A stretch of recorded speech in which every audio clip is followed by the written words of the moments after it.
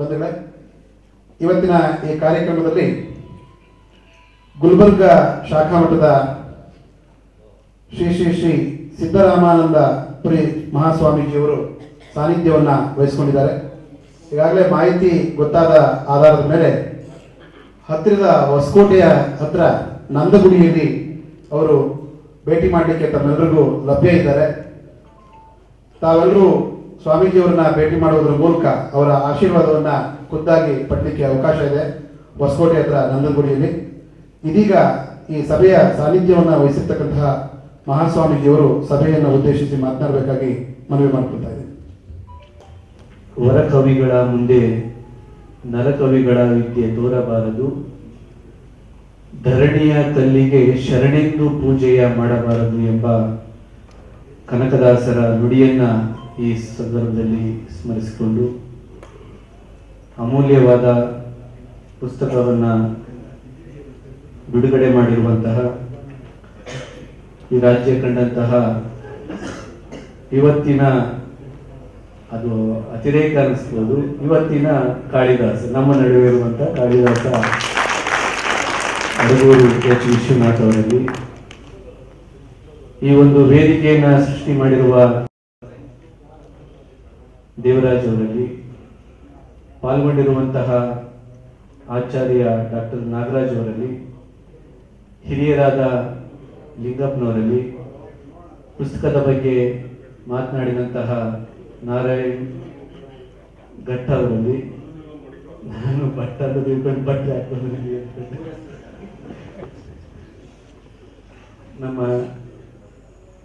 Engineer ಅವರಲ್ಲಿ, chief engineer ಅವರಲ್ಲಿ, ಹಿರಿಯರಾದ ಲಿಂಗಪ್ಪನವರಲ್ಲಿ, ಅವರ ತಂದೆ ತಾಯಿ ಅವರಲ್ಲಿ, ಈ ಪುಸ್ತಕವನ್ನ ನಿಮ್ಮೆಲ್ಲರ ನಡುವೆ ಅರ್ಪಣೆ ಮಾಡಿರುವಂತಹ ಪುರುಷೋತ್ತಮ್ ದಾಸ್ ಹೆಗಡೆ ಅವರಲ್ಲಿ, ಪಾಲ್ಗೊಂಡಿರುವಂತಹ, ಹಾರೈಸಲು ಬಂದಿರುವಂತಹ ಮತ್ತು ಸಾಹಿತ್ಯಾಸಕ್ತಿಯನ್ನ ಹೊಂದಿ ಬಂದಿರುವಂತಹ ಎಲ್ಲರಿಗೂ ಶರಣಾರ್ಥಿಗಳು. ಬಹಳ ಉತ್ತಮವಾದಂತಹ ಕೆಲಸವನ್ನ 3 ಪುಸ್ತಕಗಳ ಜೊತೆಗೆ 4 ಎಕರೆ ಭೂಮಿಯನ್ನ ಹೊಂದಿ ಸಂಘವನ್ನ ಚಟುವಟಿಕೆಯಲ್ಲಿ ಸಮಾಜದ ಸಮುದಾಯದ ನಡುವೆ ತಂದಿರುವಂತಹ ಈ ಸಂಘಟನೆಯವರಿಗೆ ಒಂದು ಚಪ್ಪಾಳೆ ಮಟ್ಟದ ಮುಖಾಂತರ. ಈ ಪುಸ್ತಕವನ್ನ ಸಾಹಿತಿಗಳ ಅಲ್ಲದೇನು ಇಂಜಿನಿಯರಾಗಿ ವಿಭಿನ್ನ ದೃಷ್ಟಿಕೋನದಲ್ಲಿ ತಮ್ಮದೇ ಆದಂತಹ, ನಾನು ಅದನ್ನ ಓದಕ್ಕೆ ಆಗಿಲ್ಲ, ನಾನು ಆಕ್ಸಿಡೆಂಟಲ್ ಇನ್ವೈಟಿವ್ ಪೂಜ್ಯ, ನಾನು ಶಿವಾನಂದಪುರಿ ಮಹಾಸ್ವಾಮೀಜಿ ಅವರ ರೆಪ್ರೆಸೆಂಟೇಟಿವ್ ಆಗಿ ಈ ಕಾರ್ಯಕ್ರಮದಲ್ಲಿ ಪಾಲ್ಗೊಂಡಿರ್ತಕ್ಕಂಥದ್ದು. ಹಾಗಾಗಿ ಈ ಕಾರ್ಯಕ್ರಮದಲ್ಲಿ ಪುಸ್ತಕವನ್ನ ನಿಮ್ಮೆಲ್ಲರಿಗೆ ಅರ್ಪಣೆ ಮಾಡಿರುವಂತಹ, ಶ್ರಮವನ್ನ ಪಟ್ಟಿರುವಂತಹ ಆ ಸಾಹಿತಿಗೆ, ಇಂಜಿನಿಯರ್ಗೆ ಒಂದು ಚಪ್ಪಾಳೆಯ ಅಭಿನಂದನೆಯನ್ನ ಸಲ್ಲಿಸ್ತೇನೆ. ಬಹಳ ಉತ್ತಮವಾದಂತಹ ಮಾಹಿತಿ ವೇದಿಕೆಯಲ್ಲಿ ನಾನು ಡಾಕ್ಟರ್ ವಿಶ್ವನಾಥ್ ಅವರ ಮಾತುಗಳನ್ನ ಕೇಳಕ್ಕಾಗಲಿಲ್ಲ. ನಾರಾಯಣ್ ಅವರು ಬಹಳ 2-3 ವಿಷಯಗಳು ನನಗೆ ಬಹಳ ಇಷ್ಟ ಮತ್ತೆ ವಾಸ್ತವಿಕ. ನಿಮ್ಮೆಲ್ಲರಿಗೂ ಗೊತ್ತಿರಬೇಕು, ಈ ಪುರಾಣಗಳು ಹೆಂಗ್ ಪ್ರಾರಂಭ ಆದವು, ಕಾವ್ಯಗಳೆಲ್ಲ ಹೆಂಗ್ ಪ್ರಾರಂಭ ಆದವು. ಮಹಾಭಾರತ ಇರಲಿ, ರಾಮಾಯಣ ಇರಲಿ, 18 ಪುರಾಣಗಳಿರಲಿ, ಇವೆಲ್ಲವೂ ಚಂದ್ರಗುಪ್ತ ಮೌರ್ಯನ ಆಳ್ವಿಕೆಯ, ಚಂದ್ರಗುಪ್ತ ಮೌರ್ಯ ಅಲ್ಲ, ಮೌರ್ಯ ಸಾಮ್ರಾಜ್ಯದ ಆಳ್ವಿಕೆಯ ಕೊನೆಯ ಸಂದರ್ಭದಲ್ಲಿ, ಗುಪ್ತ ಸಾಮ್ರಾಜ್ಯದ ಕೊನೆಯ ಸಂದರ್ಭದಲ್ಲಿ ರಚನೆಯಾಗಲ್ಪಟ್ಟವು ಅನ್ನುವಂತಹ ಸತ್ಯ ಇತಿಹಾಸವನ್ನ ಪ್ರಪ್ರಥಮ ಬಾರಿಗೆ ಅವರು ನಮ್ಮೆಲ್ಲರಿಗೆ ತಿಳಿಸ್ಕೊಟ್ಟಿದ್ದಾರೆ. ನಾವು ಅವಕ್ಕೆ ಯಾಕೆ ಇದನ್ನ ನಿಮ್ಗೆ ಹೇಳ್ತೀವಿ ಅಂತಂದ್ರೆ, ನಮ್ಮೆಲ್ಲರಿಗೆ ಕಾನ್ಶಿಯಸ್ ಇರ್ತಕ್ಕಂಥದ್ದು, ಪಬ್ಲಿಸಿಟಿ ಇರ್ತಕ್ಕಂಥದ್ದು ಸಾವಿರಾರು ವರ್ಷಗಳು, ಏನು 3000-5000 ವರ್ಷಗಳಿಂದ ಬಿಡುಗಡೆ ಆಗಿರ್ತಕ್ಕಂಥ ಕತೆ, ಬಣ್ಣಗಳನ್ನ ಕಟ್ಟಿ ಪ್ರಚಾರ ಮಾಡಿರುವಂತದ್ದು. ಇದರ ನಡುವೆ ಕಾಳಿದಾಸನಂತ ವ್ಯಕ್ತಿತ್ವ, ಸ್ವಯಂ ವ್ಯಕ್ತಿತ್ವದಿಂದ ಇವತ್ತು ಉಳಿದಿರದೆ ಹೊರತು ಕಾಳಿದಾಸ ಸ್ವಯಂ ಶಕ್ತಿಯಿಂದ, ಸ್ವಯಂ ಸಾಹಿತ್ಯ ಶಕ್ತಿಯಿಂದ ಕಾಳಿದಾಸನ ಅಸ್ತಿತ್ವ ಈ ಜಗತ್ತಿನಲ್ಲಿ ಉಳಿದೈತೆ ಹೊರತು ಒಂದು ವೇಳೆ ಅದಕ್ಕೂ ಬೇರೆಯವರು ಏನಾದ್ರು ಕೈ ಆಡಿಸಿದ್ರೆ ಬಹುಶಃ ಆ ಸಾಹಿತ್ಯನೂ ನಮಗೆ ಸಿಗ್ತಾ ಇರಲಿಲ್ಲ, ವ್ಯಕ್ತಿನೂ ನಮಗೆ ಸಿಗ್ತಾ ಇರಲಿಲ್ಲ ಅಂತ. ಇವತ್ತೇನು ನಮ್ಮ ದೇಶದಲ್ಲಿ ವೈದಿಕ ಅವೈದಿಕ ಅನ್ನುವಂತ ಎಲ್ಲರೂ, ಶೈವರು ವೈಷ್ಣವರು ಅನ್ನುವಂತ ಪಂಗಡದವರೆಲ್ಲರನ್ನು ಬಳಸುವಂತಹ ಸಾಮಾನ್ಯ ಮಂತ್ರಗಳೆಲ್ಲರ ಕೊಡುಗೆ ಯಾವುದು ಅಂತಂದ್ರೆ ಕಾಳಿದಾಸ ಅನ್ನುವಂಥದ್ದು. ಮದುವೆಯಿಂದ ಹಿಡಿದು ನಿಮ್ಮ ಎಲ್ಲಾ ರೀತಿಯ ಮಂತ್ರಗಳು ಏನಿದಾವಲ್ಲ, ಆ ಮಂತ್ರಗಳು ಅವನ್ನ ವೇದೋಕ್ತ ಮಂತ್ರಗಳು ಅಂತ ಅವನ್ನ ವೇದಗಳಿಗೆ ತಾವು ಬಂದು ಉಲ್ಲೇಖಿಸ್ತಾರೆ. ಆದ್ರೆ ಅವೆಲ್ಲವೂ ಅರ್ಧ ಭಾಗ ಅವರ ಮಾತುಗಳು ಇವತ್ತು ಮಂತ್ರಗಳಾಗಿ ಚಲಾವಣೆಯನ್ನು ಹೊಂದಿದ್ರೆ ಆ ಕರ್ತೃ ಕಾಳಿದಾಸ ಅನ್ನುವಂಥದ್ದು. ಕಾಳಿದಾಸನ ವ್ಯಕ್ತಿತ್ವವನ್ನ ಬಿಂಬಿಸುವಂತ ಹಲವಾರು ಸಾಹಿತಿಗಳು ನಮ್ಮ ಕಣ್ಣೆದುರಿಗಿದ್ದಾವೆ, ನಾವು ಓದ್ತಾ ಇಲ್ಲ. ಎಂತ ಉಪಮೆಗಳು, ಆ ಉಪಮೆಗಳನ್ನ ಬಹುಶಃ ಅದು ಮೇಘದೂತ. ಎಷ್ಟು ವಿಚಿತ್ರ ನೋಡ್ರಿ, ಮೇಘದೂತನಂತ ಸರಿಸಮಾನ ಉಪಮೆಯುಳ್ಳಂತಹ ಸಾಹಿತ್ಯವನ್ನ ಜಗತ್ತಿನಲ್ಲಿ ಮತ್ತೆ ಯಾರೂ ಬರ್ದಿಲ್ಲ. ಯಾರಾದ್ರೂ ಬರ್ದಿದ್ದಾರೆ ಅಂತಂದ್ರೆ ಕನಕದಾಸರು ಬಂದಿದ್ದಾರೆ. ಯಾಕೆ ಈ ಮಾತನ್ನ ಹೇಳ್ತೀನಿ ಅಂತಂದ್ರೆ, ಕನಕದಾಸನ ಧಾನ್ಯ ದೂತ, ಅದನ್ನ ರಾಮಧಾನ್ಯ ಚರಿತ್ರೆ ಅಂತಾರೆ, ರಾಮಧಾನ್ಯ ಚರಿತ್ರೆ ಅಂತಾರೆ, ಪ್ರಚಾರದಾಗ ಐತೆ. ಆದ್ರೆ ಅದನ್ನ ನಾನೇನ್ ಹೇಳ್ತೀನಿ, ಧಾನ್ಯ ದೂತ ಅಂತ. ಧಾನ್ಯವನ್ನ ಮುಂದಿಟ್ಟುಕೊಂಡು ಸಮಾಜದ ಅಂಕುಡೊಂಕುಗಳನ್ನ ತಿದ್ದುವಂತಹ ಪ್ರಯತ್ನವನ್ನ ಮಾಡಿರುವಂತಹ ಎರಡನೇ ಕವಿ ಕನಕದಾಸ. ಮೊದಲನೇ ಕವಿ ಮೇಘಗಳನ್ನ ಮಧ್ಯವರ್ತಿಗಳನ್ನಾಗಿ ಇಟ್ಕೊಂಡು ಅವತ್ತಿನ ಸಾಂದರ್ಭಿಕ ವಿಷಯಗಳನ್ನ ಜನಗಳಿಗೆ ತಲುಪಿಸುವಂತ ರಸವತ್ತಾಗಿ ಇಲ್ಲೂ ರಸವತ್ತತೆ ಐತೆ, ಇಲ್ಲಿ ರಾಮಧಾನ್ಯ ಚರಿತೆಯಲ್ಲೂ ರಸವತ್ತತೆ ಐತೆ, ಅಲ್ಲೂ ರಸವತ್ತತೆ ಐತೆ. ಈ ಎರಡು ಪುಷ್ಪಗಳು ನಮ್ಮೆಲ್ಲರ ಕಣ್ಮಣಿಗಳು ಅಂತ ಹೇಳ್ಕೊಳ್ಳೋದಕ್ಕೆ ಈ ಸಂದರ್ಭದಲ್ಲಿ ನನಗೆ ಹೆಮ್ಮೆ ಮತ್ತೆ ಖುಷಿಯಾಗುತ್ತೆ. ಆ ದೃಷ್ಟಿಯಲ್ಲಿ ಕನಕದಾಸನ ಧಾನ್ಯದೂತ, ಮೇಘದೂತ ಸಮಾನ ಭಾವನೆಯನ್ನ ಏನು ಉಪಮೆಗಳನ್ನ ಹೊಂದಿರುವಂತಹ ಸಾಹಿತ್ಯ ಅನ್ನುವಂಥದ್ದು. ಹಾಗಾಗಿ ಬಂಧುಗಳೇ, ಕಾಳಿದಾಸನ ಸಾಹಿತ್ಯ ವಿಕ್ರಮಾದಿತ್ಯನ ಕಾಲದಲ್ಲಿ ರಚನೆಯಾದವು ಅನ್ನುವಂತಹ ಇತಿಹಾಸ ಐತಿ. ಇಂಥ ಸಾಹಿತ್ಯಗಳು ನಾವು ಎಲ್ಲ ತಿಳ್ಕೋಬೇಕು. ಬಹಳ ಕಡೆಗೆ ನಾವು ಈಗಾಗಲೇ ನಮ್ಮ ನಾರಾಯಣ ಭಟ್ ಅವರು ಹೇಳ್ದಂಗೆ ನಾವೆಲ್ಲ ವೈಭವೀಕರಿಸಲ್ಪಟ್ಟಂತಹ ಸಾಹಿತ್ಯಗಳ ಕಡೆಗೆ ಆಕರ್ಷಣೆಗೊಳ್ತೀವಿ, ವಾಸ್ತವ ಸಾಹಿತ್ಯಗಳ ಕಡೆಗೆ ನಾವು ಕುರುಡಾಗ್ತೀವಿ. ವಾಸ್ತವ ಸಾಹಿತ್ಯ ಮತ್ತು ವೈಭವೀಕರಿಸಲ್ಪಟ್ಟಂತಹ ಸಾಹಿತ್ಯಗಳ ನಡುವೆ ಬಹಳ ವ್ಯತ್ಯಾಸ ಇರ್ತದೆ. ಈ ಎರಡು ಸಾಹಿತ್ಯಗಳ ಉದ್ದೇಶ ಒಂದೇನೆ, ಜನಗಳ ಮನಸ್ಸನ್ನ ಆಕರ್ಷಣೆ ಮಾಡೋದು, ಜನಗಳ ಮನಸ್ಸನ್ನ ಪ್ರಫುಲ್ಲಗೊಳಿಸ್ತಕ್ಕಂಥದ್ದು. ಜನಗಳನ್ನ ಆಕರ್ಷಣೆ ಮಾಡಬೇಕಾಗಿತ್ತೆ, ಅಥವಾ ಜನಗಳಿಗೆ ಯಾವುದೋ ವಿಷಯವನ್ನ ವೈಭವೀಕರಿಸಲ್ಪಟ್ಟು ಜನಗಳನ್ನ ಸೆಳೆಬೇಕಾಗಿತ್ತೆ. ಈ ಹಿನ್ನೆಲೆಯಲ್ಲಿ ಕಾವ್ಯಗಳು, ಸಾಹಿತ್ಯಗಳು ಎಲ್ಲ ರಚನೆಯಾದವು.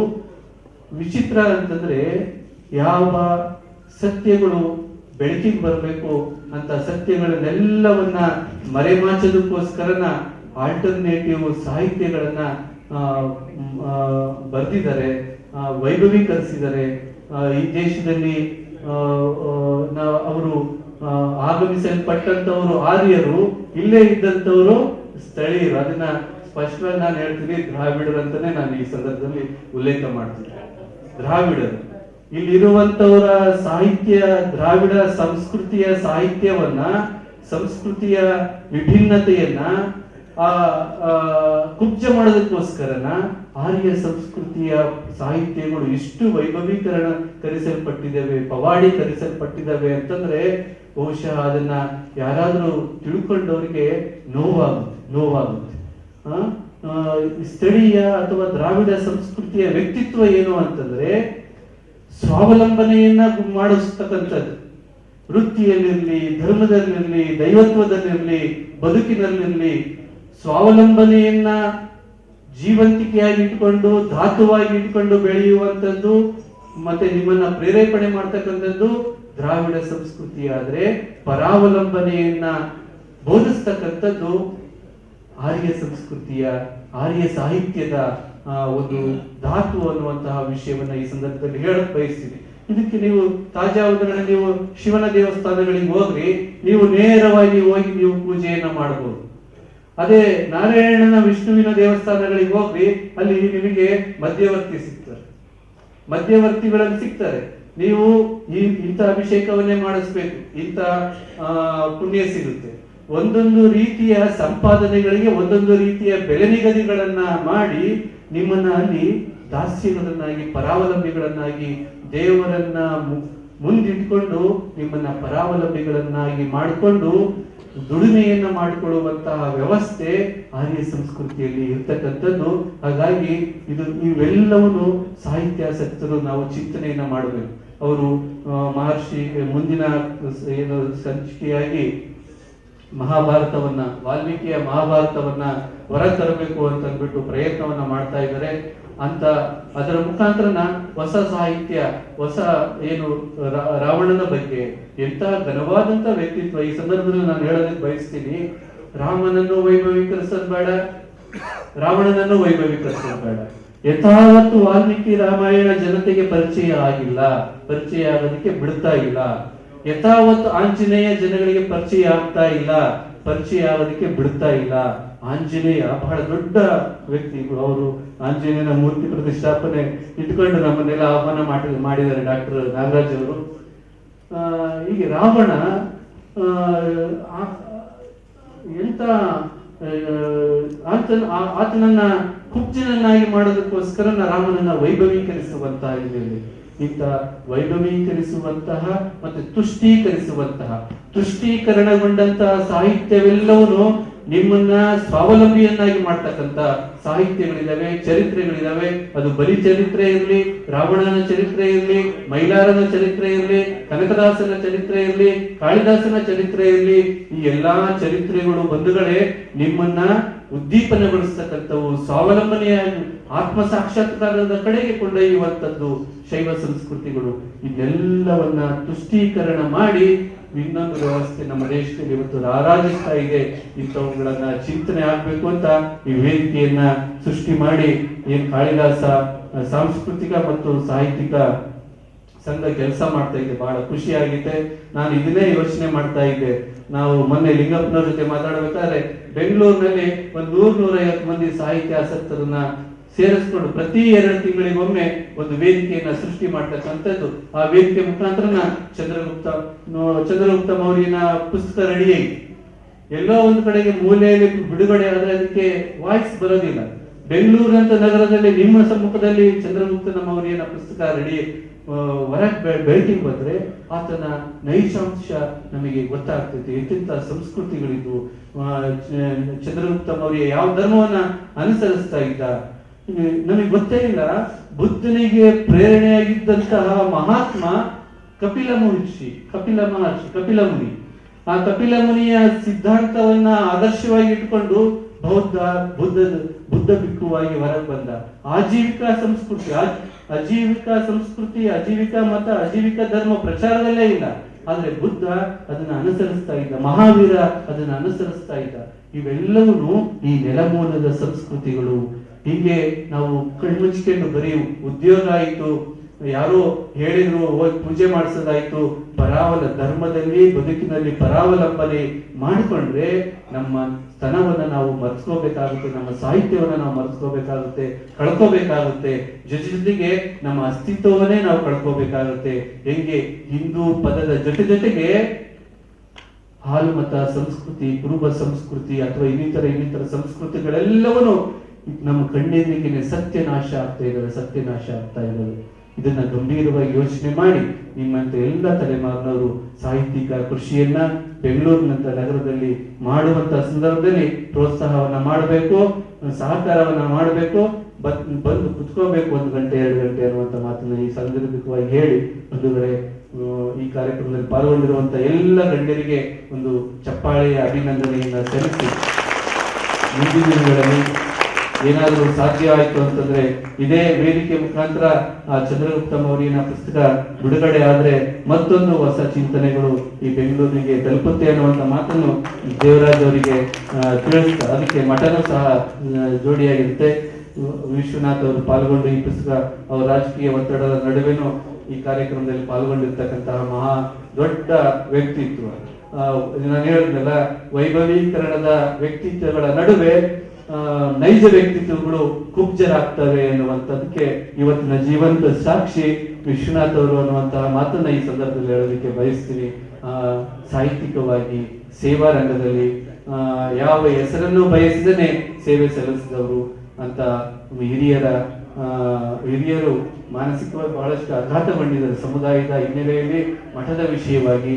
ಆದರೂ ಅವರ ದೇವರ ಆಶೀರ್ವಾದದಿಂದ ಮತ್ತೆ ಚೇತನಗೊಂಡು ಮಠ ಮತ್ತೆ ಸಮುದಾಯವನ್ನ ಮುಖ್ಯವಾಹಿನಿಗೆ ವ್ಯವಸ್ಥಿತವಾಗಿ ಕೊಂಡೊಯ್ಯುವಂತಹ ಶಕ್ತಿಯನ್ನ ಅವರಿಗೆ ಕೊಡ್ಲಿ ಅನ್ನುವಂತಹ ಮಾತನ್ನ ಈ ಸಂದರ್ಭದಲ್ಲಿ ಹೇಳಿ, ಘಟ್ ಅವರು ಪಾಲ್ಗೊಂಡಿದ್ದಾರೆ, ಅವರು ಇಂಜಿನಿಯರ್ ಪಾಲ್ಗೊಂಡಿದ್ದಾರೆ, ತಮ್ಮೆಲ್ಲರಿಗೆ ದೇವರ ಆಶೀರ್ವಾದವನ್ನ ಪ್ರಾರ್ಥನೆ ಮಾಡಿ ನನ್ನ ಮಾತನ್ನು ಮುಗಿಸ್ತೇನೆ.